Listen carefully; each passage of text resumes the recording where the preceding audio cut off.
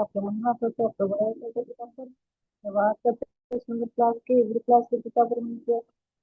आपको सबको मन में कुछ खोलिए पिता परमेश्वर, सबको बुद्धि को बढ़ाइए पिता परमेश्वर, ताकि ये भाषा को हम सीखने कर सके परमेश्वर, और दूसरों को भी सिखाने की मदद सहायता करना मेरे पिता परमेश्वर। आपका दास करो प्रभु, आप वचन से प्रभु प्रकाशन से भर दीजिएगा प्रभु, ताकि वो जो बोले प्रभु आप में होते बोले मेरे पिता परमेश्वर। धन्यवाद करते प्रभु सबको, और प्रोसेस से आप आशीष करना मेरे खुदा। अगर हमें कोई रोग है पिता, आप छुटे चाह करो मेरे पिता, और अब कोई दुख में है पिता, अब दुख दूर करना मेरा पिता परमेश्वर। धन्यवाद करते पिता, सारे महिमा आदर आपको देते पिता परमेश्वर। आपने प्रार्थना सुना, धन्यवाद यीशु मसीह के नाम पे मांगते हैं, आमीन आमीन। Amen. Thank you, sister. And सभी लोगों को जय मसीह की। आज हम लोग डायरेक्टली अपने अभी क्लास की ओर जाएंगे without wasting time. So I would request, हमारे बीच में सर अलोयशियस एंड्रूज जुड़ चुके हैं। Thank you sir for the efforts that you are doing to teach this divine language to us. और बिना समय को गवाते हुए request sir, if you can please take the session forward from here. Good evening, everyone, my dear brothers and sisters, and my students. Hope last week we have finished somewhere. The introduction of Hebrew, Jew, and Israel. I have teached about the different variations about that because we didn't upload. Actually, I didn't give to Satyanand actually because here internet is too slow and it's heavy rain all over the days. Like today also we had the morning heavy rain. So maybe tomorrow or day after tomorrow I will send today's the videos uh, the video actually. So the last class, previous class, he will upload very soon and it will get very soon in your YouTube. Okay, so today we are discussing about Lashon HaKadosh. Last time, when I'm closing the class, I told you the next class is about the Lashon HaKadosh. So what is the meaning of Lashon HaKadosh? Sir, can I translate? Yeah. Okay. तो आज जिस विषय के ऊपर हम लोग सीखेंगे, और पिछले क्लास में अगर आप लोग अटेंड किए थे तो फिर लशॉन हाकादोश वो शब्द पे हम लोग समाप्त किए थे। तो लशॉन हाकादोश का मतलब क्या है? So Lashon HaKadosh is it's a Hebrew word that means the holy language. तो लशॉन हाकादोश एक इब्रानी शब्द है जिसका मतलब है पवित्र भाषा।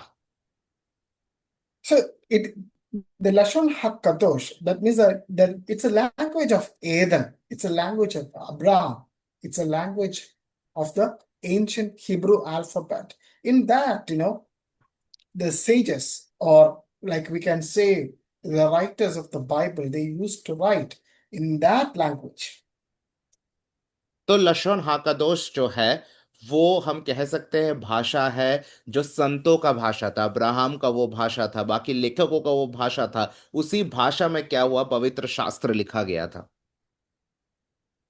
Yeah. When we opening the Bible and when we looking at the chapter 2, we can see, and the Lord God found a man of the dust of the ground and breathed into the nostrils the breath of the life. See, here it is starting actually. तो अगर हम लोग देखते हैं, उत्पत्ति के दूसरे अध्याय में ऐसा लिखा था कि परमेश्वर ने इंसान को मिट्टी में से बनाया और उसके नथनियों में अपने श्वास को फूका। तो यहां से हम लोग उस भाषा की शुरुआत को देख सकते हैं। So among all the language of the world, Hebrew languages occupies a unique position in Bible faith. विश्व में जितनी भाषाएं हैं उन सब भाषाओं में जो इब्रानी भाषा है वो बाइबल के विश्वास में एक बहुत महत्वपूर्ण भूमिका को निभाती है। Jewish tradition refers to Hebrew as Lashon HaKadosh. यहूदी परंपरा अनुसार जो इब्रानी भाषा है वो लशोन हाकदोश यानी कि पवित्र भाषा है। The meaning I already told you, the holy tongue or the holy language or the sacred language. तो उसका मतलब जैसे मैंने बोला कि एक पवित्र जुबान या फिर एक पवित्र भाषा। According to the ancient thought or Jewish thought, Hebrew, language was not merely a language invented by humanity. यहूदी परंपरा के अनुसार जो ये भाषा है वो ऐसी भाषा नहीं जो इंसानों के द्वारा सृष्टि हुआ। It was a language through which God revealed himself and created the world and communicated with mankind. ये वो भाषा है जिसके द्वारा परमेश्वर ने अपना प्रकाशन दिया, अपने आप को मनुष्य जाति के सामने प्रकाशित किया। See, last class I told you, there is a word God uttered, that is, or let there be light. तो जैसे कि हमने पिछले दिन बोला कि परमेश्वर ने अपने मुख से एक शब्द को बोला, एहिया और, मतलब कि रोशनी हो। It was a language through which God revealed himself through this language. तो उस भाषा के द्वारा परमेश्वर ने अपना प्रकाशन मनुष्य को दिया। And the second phase I told you in the Genesis chapter 2:7, God, and the Lord God formed man from the dust of the ground and breathed into the nostrils. The breath of the life came to man. और फिर उत्पत्ति 2:7 में इस प्रकार लिखा है कि परमेश्वर ने मनुष्य का सृजन करने के बाद उसके नथनियों में अपने श्वास को फूका और उसके द्वारा मनुष्य जीवित हुआ। When the man created to this world, he want to communicate. So God want to communicate. God and man want to communicate. So in between, there is a language formed. That language is Hebrew language. तो जब मनुष्य को इस धरती में सृजन किया गया तो वो परमेश्वर के साथ बात करना जरूरी था। तो वो वार्तालाप के लिए एक भाषा का निर्माण हुआ। परमेश्वर ने जिस भाषा को दिया वो था इब्रानी भाषा। Okay. The rabbis taught that the universe itself was created through divine speech. तो रब्बी लोग इस प्रकार कहते थे कि ये जो ब्रह्मांड है वो उसमें भी हम लोग एक दिव्य भाषा को देख सकते हैं। See, in the Genesis, throughout you can see this phrase, and God said. और हम लोग देखते हैं उत्पत्ति में, पूरा उत्पत्ति में ये चीज हम लोग देख पा रहे हैं कि और परमेश्वर ने कहा। Sorry. In the creation begins with these words. The light appeared through the word. Order emerged through words. Life was sustained through the God's word. This elevate language from simple means of communication to a vehicle of divine power. तो उत्पत्ति के पहले अध्याय में हम लोग देख सकते हैं कि हर एक चीज का सृजन किस तरीके से हुआ, शब्दों के द्वारा हुआ। पानी का सृजन शब्दों के द्वारा हुआ, रोशनी का सृजन शब्दों के द्वारा हुआ। तो फिर हम समझ सकते हैं कि उस दिव्य शब्द या फिर दिव्य भाषा के द्वारा संपूर्ण सृष्टि हुई। So we can learn little more about Lashon HaKadosh. तो इस लशोन हाकादोश के बारे में हम लोग और सीख सकते हैं। So you can write down a heading like this, Lashon HaKadosh, the holy tongue. तो आप लोग हेडिंग इस प्रकार लिख सकते हैं, लशोन हाकादोश, पवित्र जुबान। Meaning of the term, you can write like that, a subheading, and in down you can write Lashon HaKadosh. तो आप लोग इस तरीके से लिख सकते हैं कि इस शब्द का मतलब, और फिर नीचे लिखे लशोन हाकादोश। So, okay, the Lashon means tongue. तो लशोन का मतलब है जुबान। Just a minute. I'm taking a PDF, so I think it will help you to understand more. Just a minute. तो एक पीडीएफ को हम लोग देखेंगे अभी, जिससे Yeah, थोड़ा और आसान। I'll come actually. I have. So,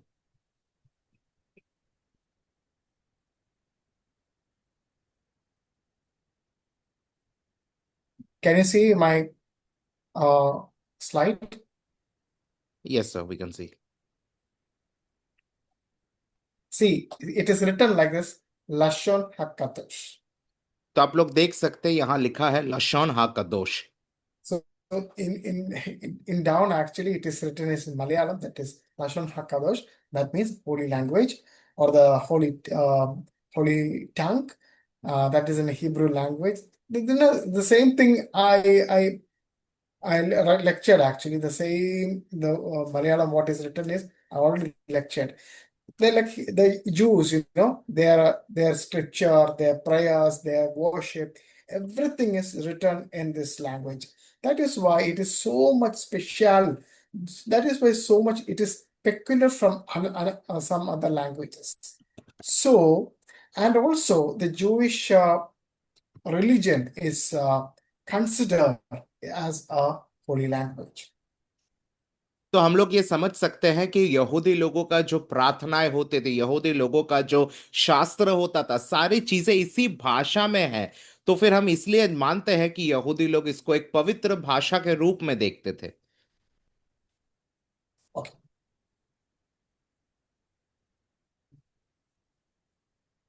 Lashon means tongue.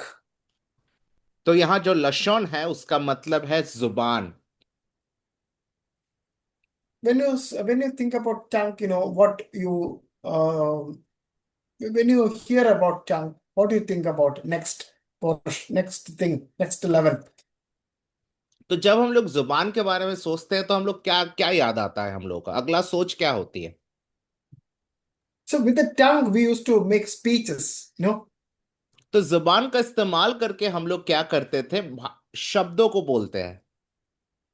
So from this speech, what will come? A language.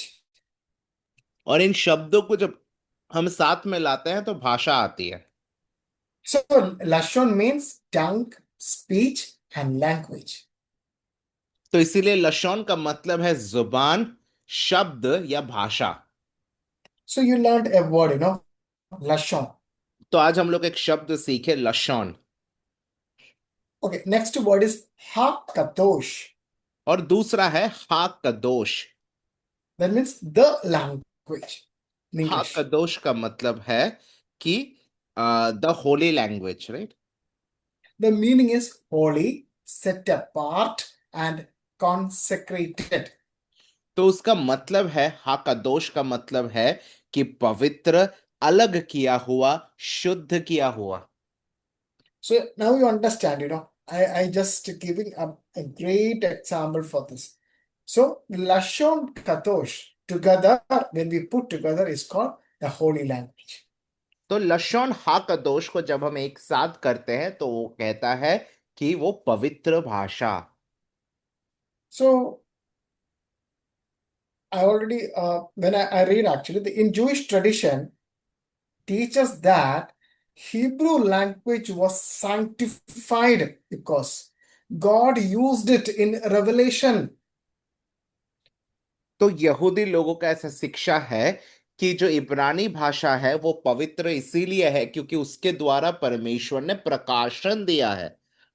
And the Torah was written in this language.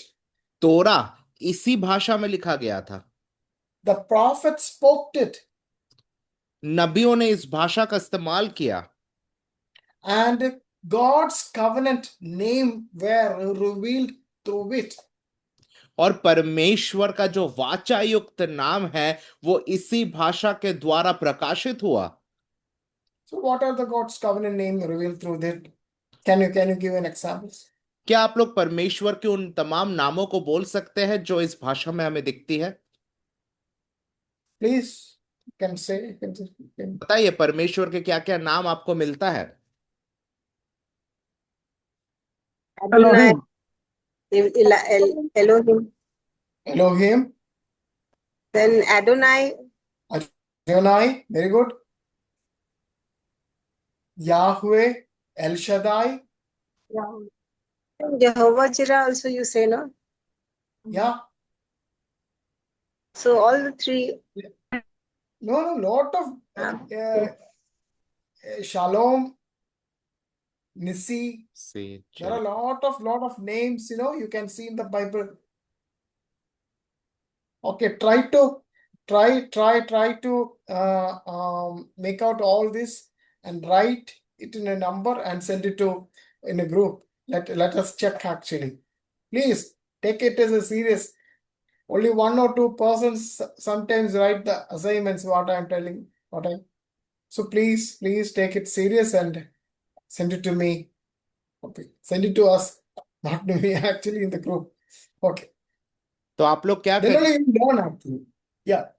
तो आप लोग क्या करिए कि जो भी इब्रानी नाम हमको मिलता है परमेश्वर का, जैसे कि एलोहिम, एल शराई, एल एलियोन, ऐसे करके जितने नाम हैं, उन सारे नामों को आप लोग वर्णित करिए और उन नामों का लिस्ट बना के आप लिख के उसको ग्रुप में भेजिए, ठीक है, ताकि सब लोग देखें। हम लोग देखना चाहते हैं कितने नाम आप लोग लिख सकते हैं।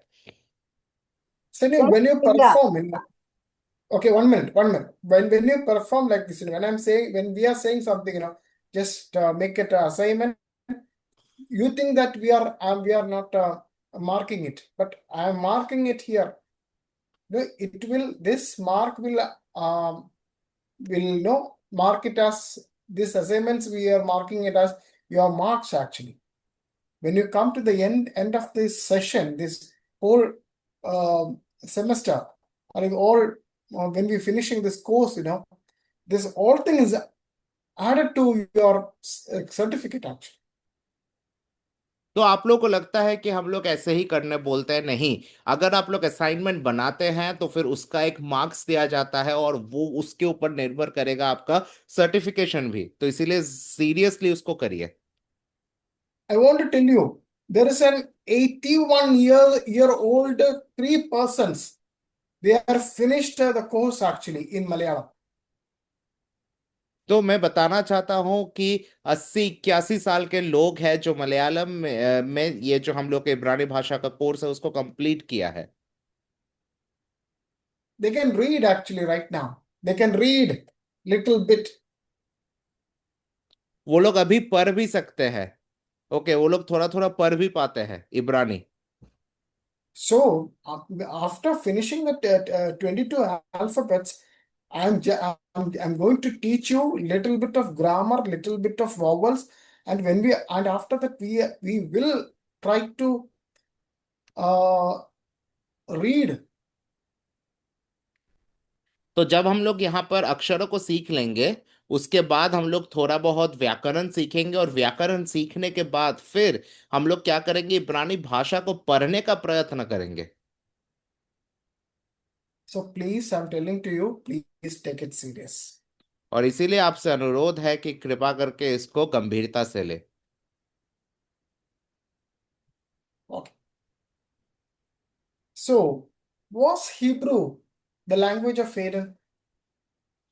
तो क्या इब्रानी भाषा जो था वो अदन के जो मतलब बागे अदन जिसको कहते हैं, अदन का क्या भाषा हुआ करता था?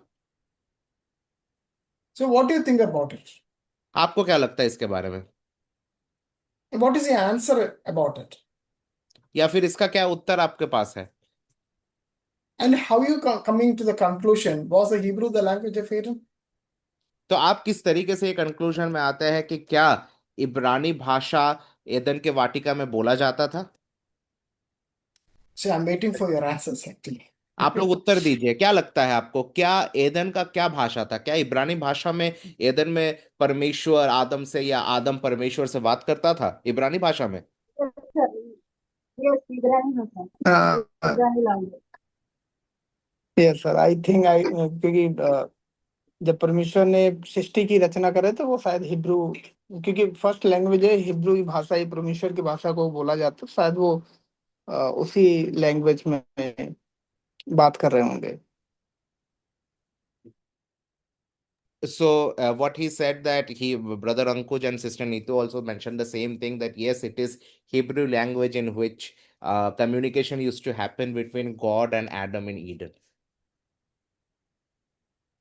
Okay. का मीनार बनने तक एक ही भाषा था, जब बाबिल का मीनार बना तो भाषा में गड़बड़ आ गई।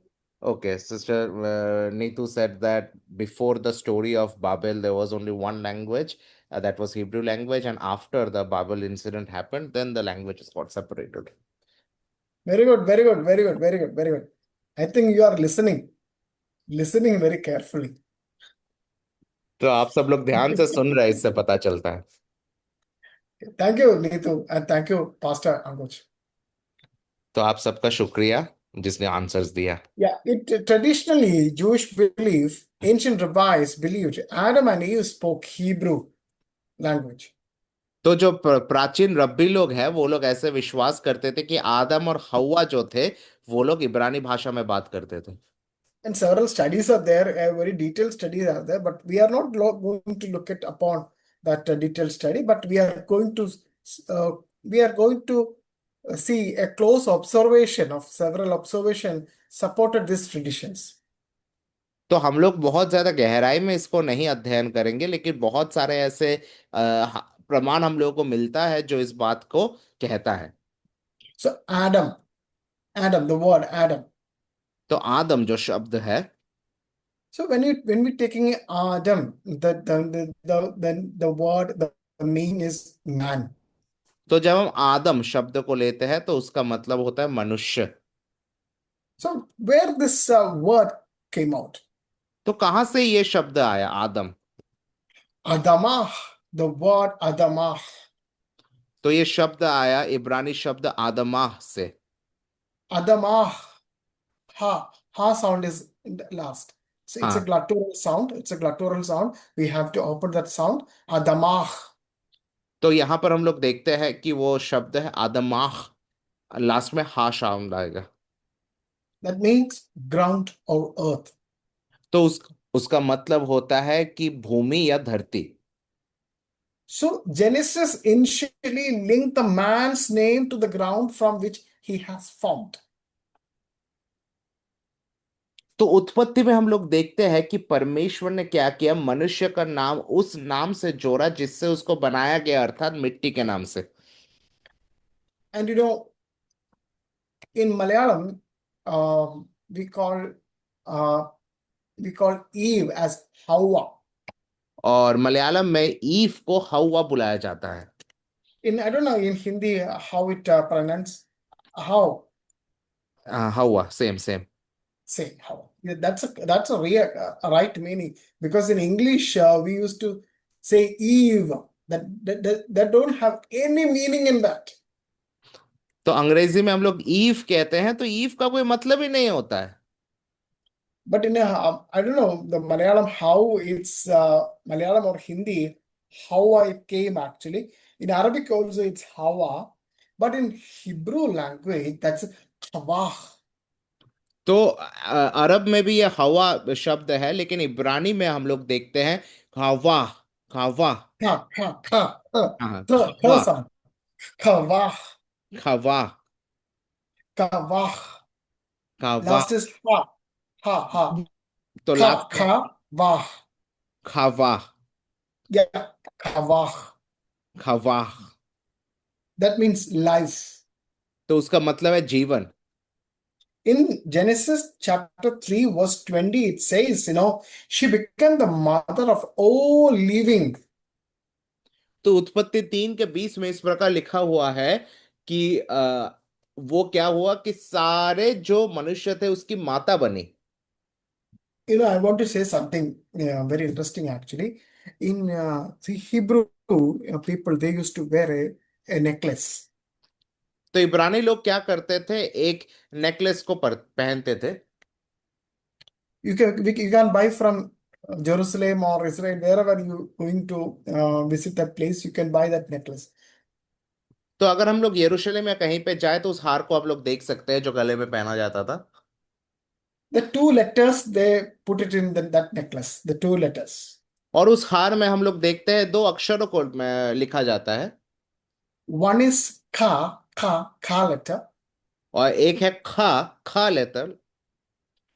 ka letter, eighth letter, ka, हाँ, that, तो जो that one. आठवां अक्षर खा है वो, And they will put a wow also, wow. और उसके साथ एक वाव भी वो लोग लगाते थे। So it means ka, that means calf. तो वो दोनों मिलके बनता है खाव। That means life, उसका मतलब है जीवन. जीवन। So it has lot of meaning actually. तो उसका बहुत गहरा मतलब हमें मिल रहा है।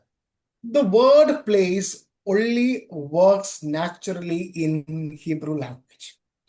तो वो जो शब्द है वो हम लोग प्राकृतिक रूप से ही इब्रानी भाषा में देखते हैं कार्यशील होते हुए। So I want to ask you one question. मैं एक सवाल आपसे करना चाहता हूँ। What is the meaning of Eden? अदन का मतलब क्या है? Eden, what is the meaning? हाँ, तो एदन, जो कि बेसिकली हिंदी में अदन कहते हैं, एदन उसका मतलब क्या है? कोई बता सकता है?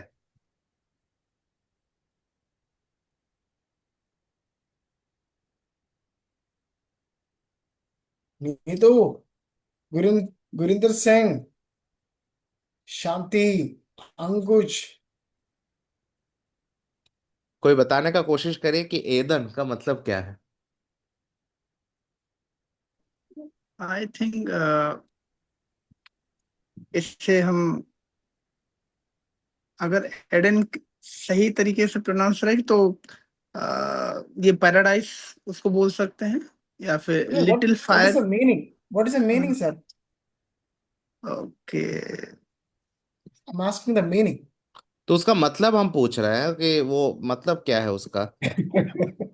Delight, I think delight. Light, delight, delight, delight. Oh, delight, wonderful. Yeah, Anand, Anand, pleasure, ऐसा स्थान जहाँ आनंद और शांति इस तरीके से। yeah, Kushi. प्लेजर। Yeah, हाँ, खुशी। Anju also said Kushi. Very, very good, very good. Why you said it is delight or Kushi or something like that? Why? तो आपने क्यों ये शब्दों का इस्तेमाल किया, डिलाइट या फिर आनंद या खुशी, इन शब्दों का क्यों आपने प्रयोग किया? क्यों आपने बताया ये?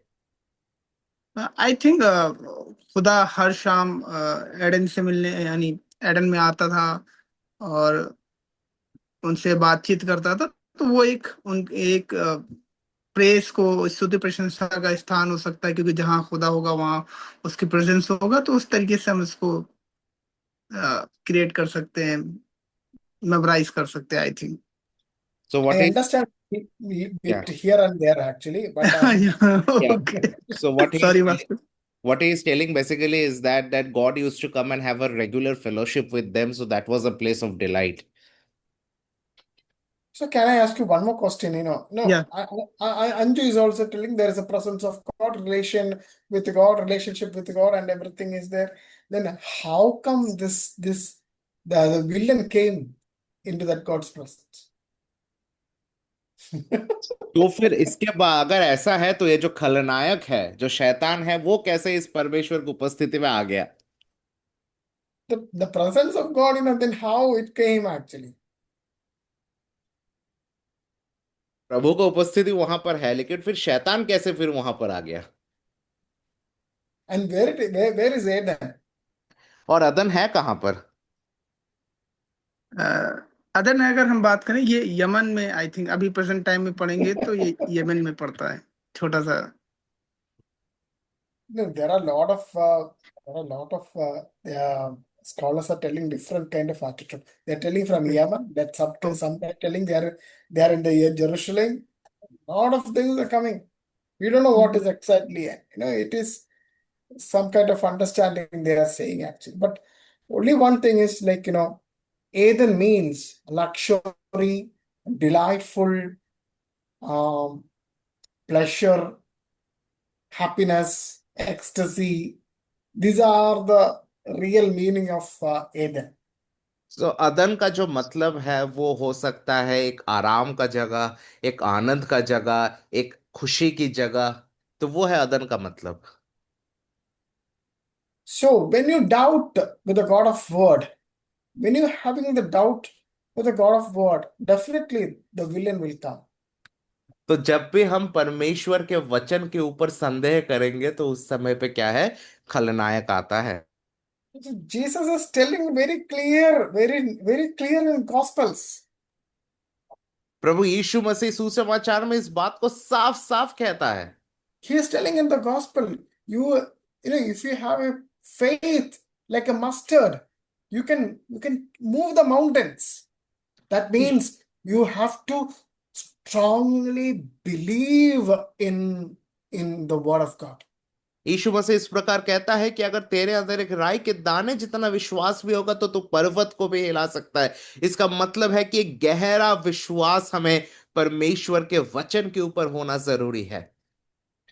Satyan Pastor, I think in the Romans or in Corinthians, actually, Paul is mentioning in Malayalam, it is written is like that, Kripavarangale Julipikana. You have to, I don't know how it is in English actually. Kripavarangale. Kripa means the spiritual gift you have to work or you have to make it more enlightened. That is the meaning actually. तो यहाँ पर हम लोग देखते हैं कि पौलुस भी इस तरीके से अपने पत्रियों में लिखता है कि जो हमें आत्मिक वरदान मिलता है, करुणा जो हमारे अंदर है, उसको हमें क्या करना है, परमेश्वर को उस अनुग्रह में हमें आनंदित होकर रहना है। So how you can make fire of the spiritual gift? How? तो परमेश्वर का ये जो वरदान है उसका उससे हम लोग किस तरीके से अपने जीवन को एकदम सामर्थ्य बना सकते हैं। So how you can maintain the luxury, how you can maintain the delight, how you can maintain the ecstasy, how you can maintain the pleasure in your life. तो किस तरीके से हम लोग परमेश्वर की उपस्थिति में आनंद के साथ, आराम के साथ और एक बहुत खुशी के साथ रह सकते हैं। How? किस प्रकार? Which pastor? क्या आप बता सकते हैं किस प्रकार? Anju. तो मैं आपकी बात को भी कोट करूंगा। अगर हम हमारे जीवन में संदेह यानी डाउट नहीं है, सो हम आनंद के साथ प्रभु की स्तुति प्रशंसा कर सकते हैं, उसके साथ शांति से रह सकते हैं। अगर हमारे जीवन में डाउट नहीं होगा तो शैतान नहीं हमारे जीवन में काम कर पाएगा। I think this kind of thing. Pastor, can you translate a little bit?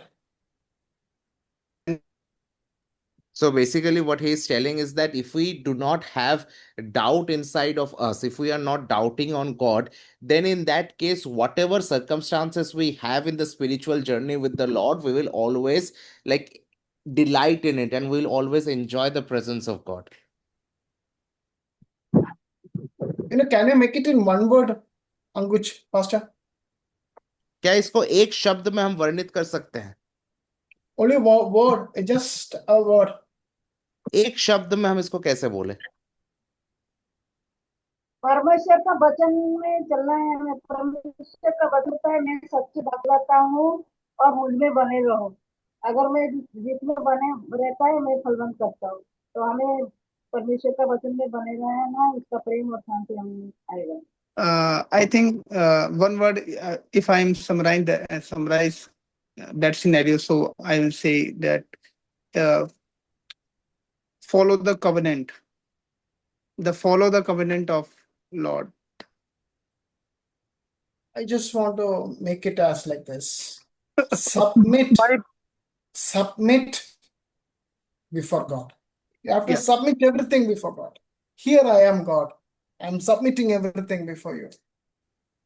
Then only this is going to work actually. So submitting means, you are allowing the Holy Spirit. You are allowing the God to do something in your life. You are allowing the Holy Spirit to do a great work in you, and from that it will come out and it will pour out to everyone. अगर मैं एक शब्द में इसको बताऊं तो वो होगा परमेश्वर के प्रति समर्पण करना। समर्पित होने का मतलब है कि मैं परिशुद्ध आत्मा को अपने जीवन में कार्य करने का मौका दे रहा हूं, परमेश्वर के मार्ग में चल रहा हूं, परमेश्वर के वचन को अपने जीवन को सुधारने का मौका दे रहा हूं, परमेश्वर के वाचाओं के ऊपर मनन कर रहा हूं। So if we don't have any kind of ecstasy or pleasure or delight in our heart, what we will do? We are so much depressed. We are like a cucumber face, like this, we are not doing, if we having that pleasure, if we having a happiness in our heart, what we'll do? We will sing a song at least. When we walking, we will sing a song. That is the thing. When we have happiness, we will do something, involuntary things we will coming out. Because it pours out from our heart. तो अगर हमारे अंदर ये आनंद या फिर परम आनंद परमेश्वर की ओर से हो तो हम लोग क्या करेंगे? हम लोग हमेशा एक अपने चेहरे को हमेशा ऐसे नहीं रखेंगे कि बहुत दुख में हम लोग जी रहे हैं, लेकिन अत्यंत आनंद के साथ हम लोग परमेश्वर के साथ संगति में चलेंगे। So this is actually Ethan actually. और ये है अदन का मतलब। So when we having that ecstasy, we will worship. There are a lot of connections in it, but I don't want to, because we have to say so many things for that. So the Eden is full of the picture of Eden is the full of delightness, luxury, everything is there, full of ecstasy. I don't want happiness. I want to say that the word ecstasy, the full of life in it. तो Edan का मतलब है कि जहां पर बहुत खुशी है और सिर्फ आनंद नहीं है, परम आनंद जिस स्थान पर है वो है Edan. So the garden itself bears a Hebrew meaning. तो वो जो बागे अदन था वहीं पे एक इब्रानी मतलब हमें दिखता है। If Adam spoke Hebrew language, then Hebrew language become more than an ancient language. अगर आदम ने इब्रानी भाषा में बात किया तो इब्रानी को केवल हम प्राचीन भाषा नहीं लेकिन प्राचीन से भी आगे का भाषा कह सकते हैं। So it becomes a reminder of humanity, original communication with God before sin entered the world. तो वो इंसानियत को याद दिलाता है कि उसी भाषा में परमेश्वर और इंसान बात करता था पाप के घुसने से पहले। Because I want to mention, because last class I think he used to. There are a lot of words I spoke. Behamah, for the animals, for the Shemesh for the sun, Kuhiyam for the stars, or for the light. Last class I was like lecturing. So when we are posting that video, you can watch actually. And I think I have here. Yeah, I have some word. I will show you. Yeah. तो हम लोग कुछ शब्द पिछले दिन देखे थे, जो कि जानवरों के लिए शब्द दिया गया था, या फिर और मतलब जो रोशनी है वो शब्द मिला था। तो और भी बहुत सारे शब्द हम लोग देखे थे पिछले दिन में, जो अभी स्क्रीन में आप लोगों को दिख रही होगी। So here you can see Ehia or. तो यहाँ आप लोग देख सकते हैं यह एहिया और, That means let there be light. मतलब कि रोशनी हो। Hashamayim. तो यहाँ पर हम लोग देख सकते हैं हाशमाइम, That means heavens. मतलब वो आकाश। Eretz.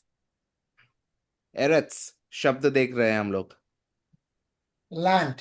मतलब भूमि। Shemesh. शमेश हम लोग देख रहे हैं, Sun. उसका मतलब सूरज। Ya. Rek. हम लोग देख रहे हैं या रेख, Moon. उसका मतलब चंद्रमा। Kohavim. उसके बाद कोहाविम, Stars. मतलब नक्षत्र। Adam. फिर आदम, Man. Manisha. मनुष्य। Oop. फिर ऊप, Birds. पक्षियां। Bahamah. बहमाह, That means animals. जानवर। Hayazadah. हयासादा, Field or ground. जमीन या भूमि। Isha. ईशा, Woman. स्त्री। Oat. ऊंट, Mark. चिन्ह। That you can see in the Genesis, God made oat in Cain's forehead.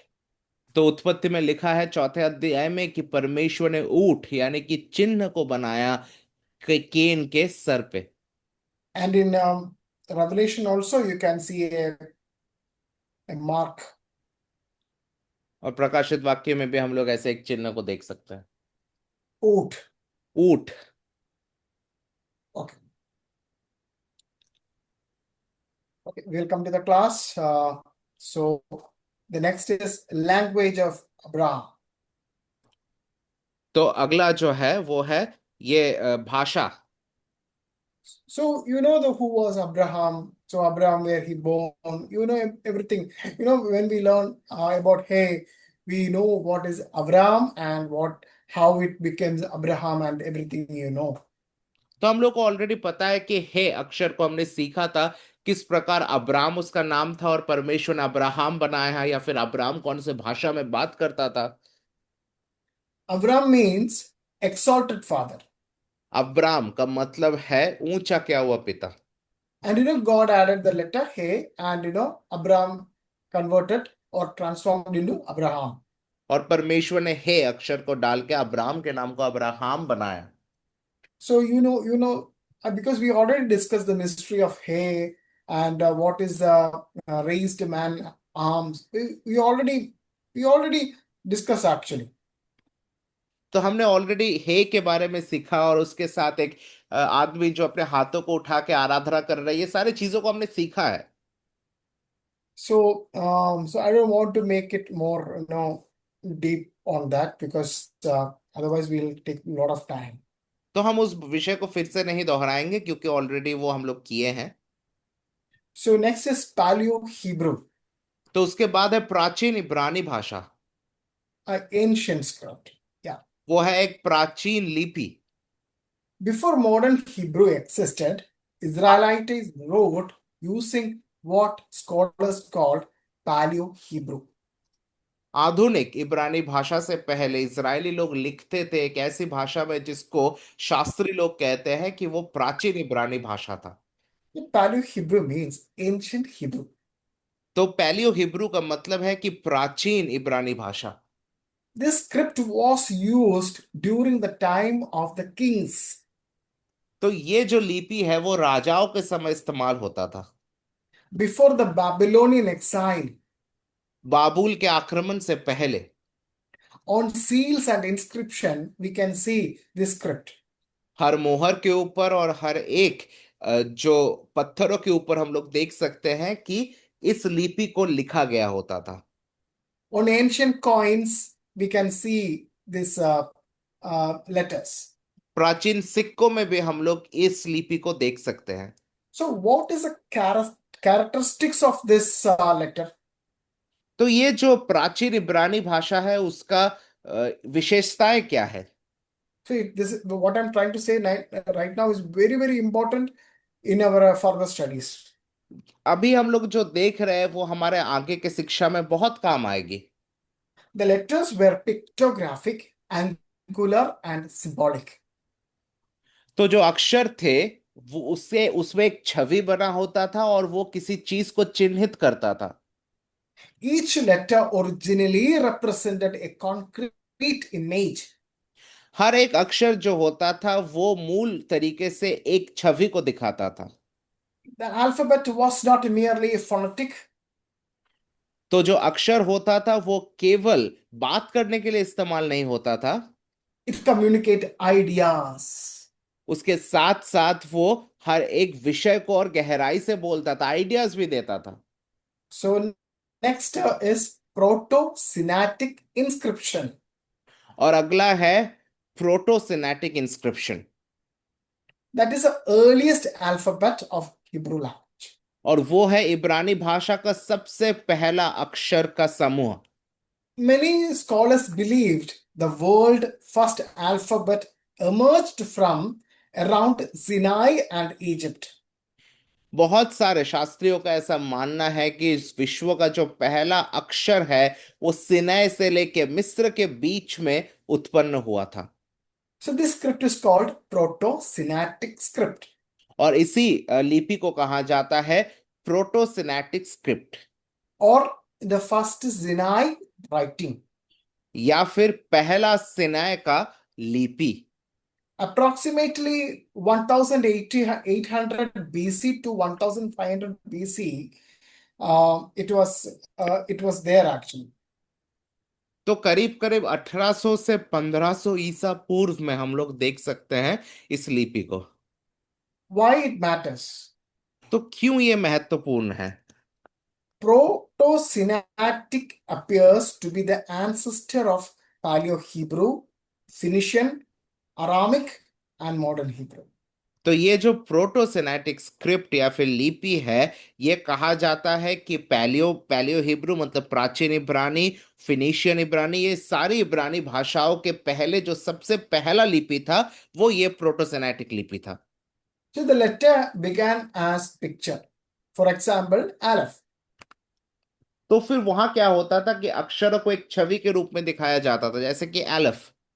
So you know the pictographic meaning is ox head. तो वो हम लोग जानते हैं कि उसका छवि होता था क्या? एक बैल का सर।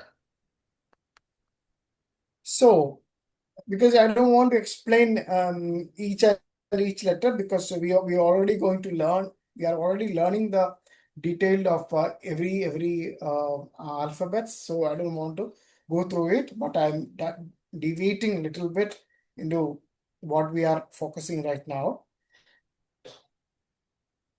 तो हम लोग क्या So the करेंगे? Hebrew, yeah, हाँ, yes.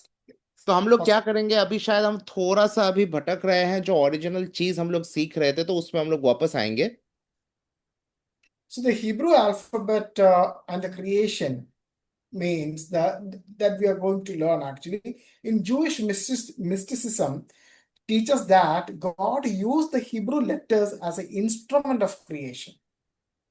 तो यहूदी सभ्यता में ऐसा सिखाया जाता था कि परमेश्वर ने क्या किया था, इन सारे अक्षरों को इस्तेमाल किया ताकि वो अपनी बातों को सृष्टि के द्वारा बोल सके। While scripture does not explicitly state this, Genesis repeatedly emphasized, and God said that. तो भले ही हम लोग शास्त्र में इस बात को एकदम नहीं देख पाते हैं, लेकिन फिर भी उत्पत्ति में साफ साफ परमेश्वर के जुबानी ऐसी बात कही गई है और परमेश्वर ने इस बात को कहा। Creation came through spoken words. सृष्टि परमेश्वर के शब्दों के द्वारा हुआ, Words are composed of letters. और ये जो शब्द है वो अक्षरों से बनता है। Therefore, Hebrew tradition often views the alphabet participating in God's creative activity. और इसी कारण से इब्रानी सभ्यता और परंपरा कहता है कि अक्षरों के द्वारा ये पूरा सृष्टि का कार्य परमेश्वर ने किया। Yeah, we all know that after the Eden, we can see the humanity shared one language. हम सबको पता है कि बागे अदन से इंसानियत के लिए एक भाषा परमेश्वर ने दिया, Humanity shared one purpose. और इंसानियत का एक उद्देश्य था, Humanity shared fellowship with God. और इंसानियत को परमेश्वर के साथ संबंध में चलना था। So after Babel, a language multiplied, nations divided, communication fractured. और बाबेल के घटना के बाद हम लोग जानते हैं कि भाषाओं में बढ़ोतरी हुई, राष्ट्र भाग हुआ, और उसके साथ साथ नए सभ्यताओं का निर्माण भी हुआ। The confusion of tongues symbolized the consequences of human pride. तो जो भाषाओं में गड़बड़ी हुई थी वो इस कारण से हुआ क्योंकि इंसान जो था वो अहंकार से भर चुका था। But in Pentecost, the revival of Babel, we can see. लेकिन पेंतिकुस्त के दिन में हम बाबेल की घटना का एक उल्टा प्रभाव देख पाते हैं। At Babel, one language became many, and at Pentecost, many language proclaimed one gospel. Amen. तो हम लोग देख सकते हैं कि बाबेल में एक भाषा से कई भाषा का निर्माण हुआ, लेकिन पेंतिकुस्त में कई भाषाओं के द्वारा एक सुसमाचार का प्रचार हुआ। In Act of Gospel, chapter 2 reveals a remarkable reversal. The Holy Spirit enabled people from many nations to hear the mighty works of God. प्रेरितों का कार्य दूसरे अध्याय में हम समझते हैं कि पवित्र आत्मा ने सहायता किया कि अलग अलग भाषाओं के द्वारा जो अलग अलग जुबान के लोग थे वो लोग परमेश्वर के एक सुसमाचार को सुन पाए। The Babel scattered, Pentecost gathered. Babel confused, Pentecost clarified. Babel divided, Pentecost united. Babel ने अलग किया, पेंतेकोस ने सबको एक किया। बाबेल ने बिखर दिया, पेंतेकोस ने सबको एकत्रित किया। और बाबेल में हम लोग गड़बड़ी देख सकते हैं, तो पेंतेकोस में हम लोग देख सकते हैं कि परमेश्वर के द्वारा प्रकाशन को। When we connecting this Hebrew language, the messianic connection, the Gospel of John begins with, in the beginning was Word, and the Word was, no, you know that. Yes. In the beginning was, yeah.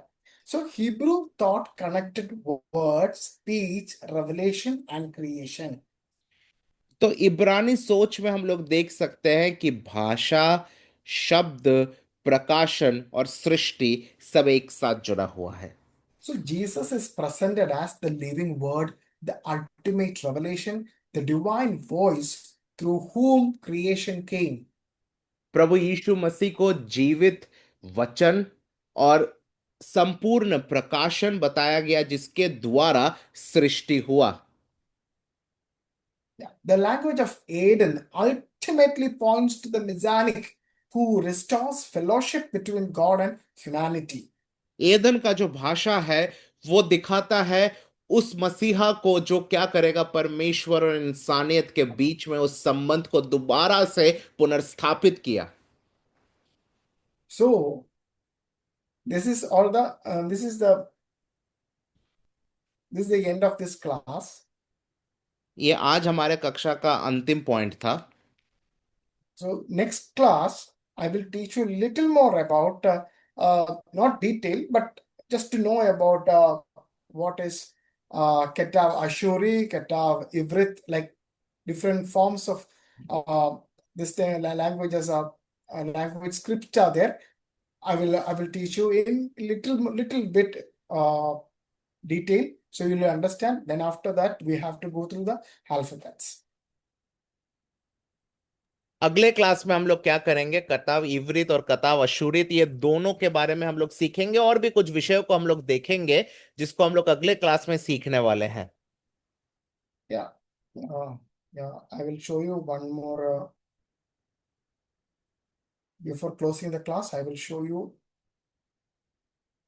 तो class को खत्म करने से पहले मैं कुछ दिखाऊंगा आपको। a slide. Yeah, एक स्लाइड देखेंगे।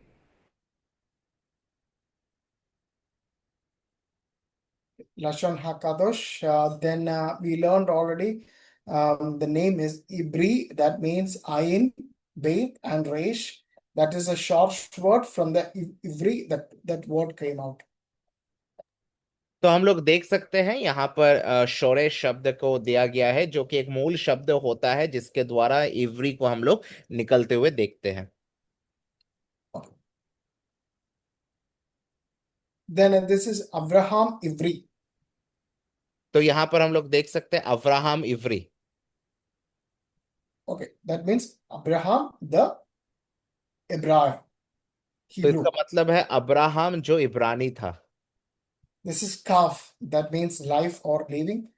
One in Hebrew, that is Kaim, means life. तो यहाँ पर एक शब्द देखते हैं काफ, मतलब क्या है कि जो जीवित है, और काइम का मतलब होता है जीवन। Okay. Did I teach about the 17 nations? I don't know sir, we have not. Okay. I think when I teaching the Babel, I used to teach actually the 70 nations actually. Yeah, I remember that, I told to write about 70 nations. I don't think in this class you mention 70 nation sir. Okay. Just go through and if I'm not teach then just tell me, then we will take that one. या sure, Okay. Definitely.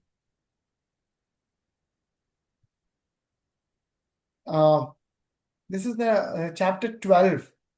When God called Abraham, that is means lakha. तो फिर जहां परमेश्वर इब्राहिम को बुलाता है तो वहां पर यह शब्द हम लोगों को दिखता है लख लखा। Lakha means that means you have to come out. तो लख लखा का मतलब है बाहर बाहर आओ। That is that is a literal meaning that come out, but it has a in deep meaning of that you have to come out from everything. You have to come out from the where you are. That is Paul is describing in Colossians chapter 3, chapter 3. Actually, you have to remove that old person, and you have to put the new Jesus Christ. तो लखलखा का एक गहरा मतलब भी है कि आपको हर चीज से बाहर आना है। जैसे कि पौलुस कहता है गलातियों के 3 अध्याय में कि आपको क्या करना है कि पुराने को हटा के प्रभु यीशु मसीह को पहन लेना है। In Colossians, not in Galatians, in Colossians या chapter 3. कुलुसियों में। This is a classical Hebrew script, that means a Paleo Hebrew. See, और यह है प्राचीन इब्रानी लिपि।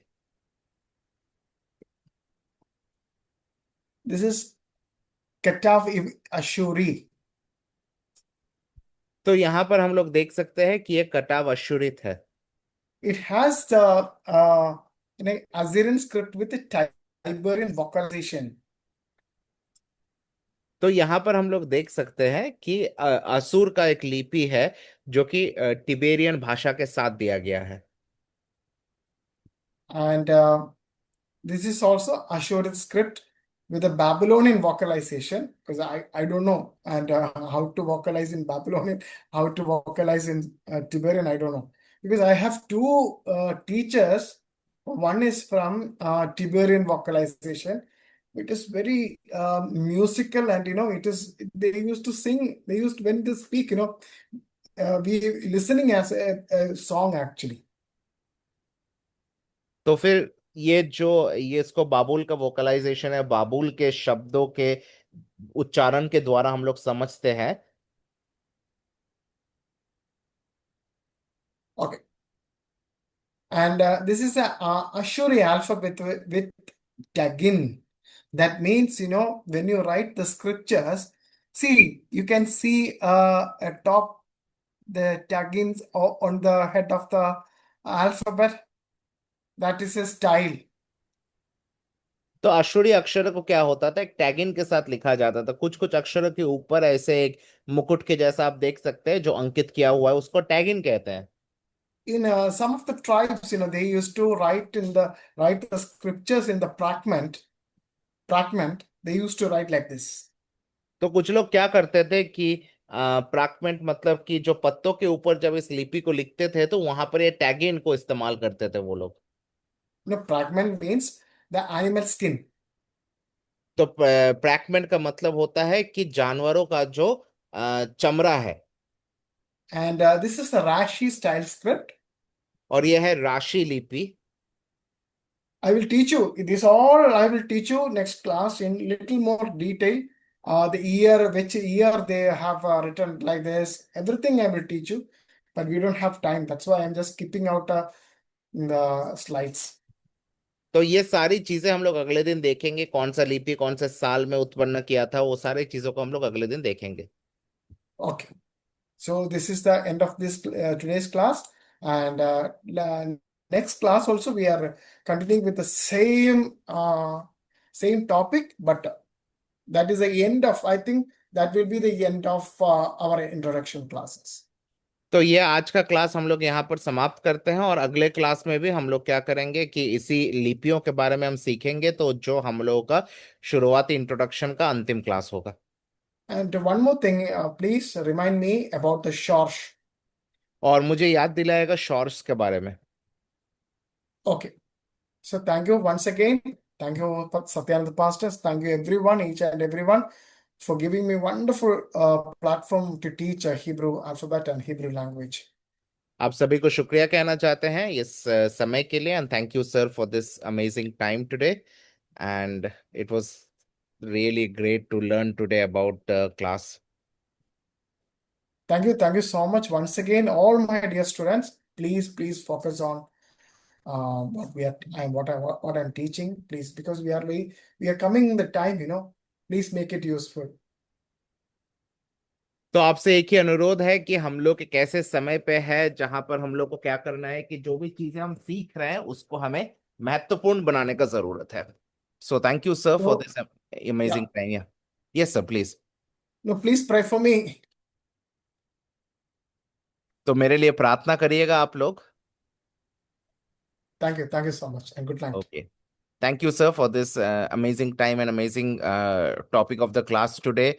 I want to remind everybody, मैं सबको याद दिलाना चाहता हूँ कि जो असाइनमेंट आपको दिया गया है, that is on finding out the names in the Hebrew. इब्रानी भाषा में जो परमेश्वर के नाम हैं, उन सारे नामों को आपको पता करना है. जितने नाम आप लिख सकते हैं, as many names जो आपको मिलेगा, आप उसको लिख के आप भेज सकते हैं as an assignment. ये आपको ग्रुप में भेजना है. Okay. So please remember this assignment and do it. And I would request, अगर हमारे बीच में पास्टर गुरतेज मौजूद है तो अंतिम प्रार्थना को करके पास्टर जी आप कंक्लूड कर सकते हैं.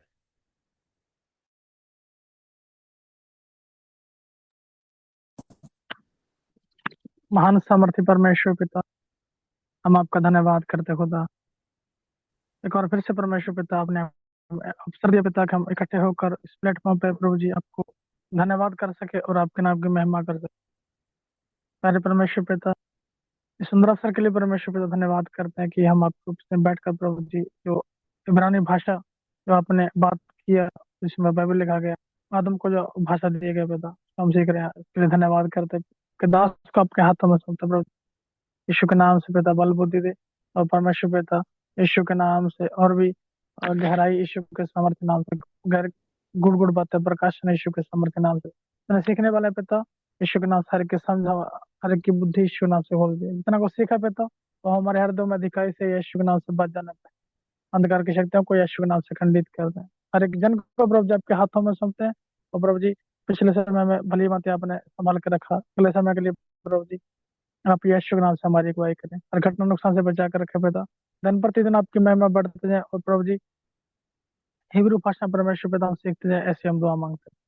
आप महान हैं, आप सामर्थ्य प्रार्थना को सुनने वाला परमेश्वर, धन्यवाद करते पिता आपने हमारी प्रार्थना को सुना. आपके प्रिय पुत्र यीशु के नाम से कैसे दुआ को मांग लेते. आमीन आमीन. सभा को जय मसीह की. थैंक यू सभी लोगों को जय मसीह की. Thank you sir for this amazing time of class and thank you everybody. हम लोग नेक्स्ट वीक में फिर से मिलेंगे. Thank you everybody.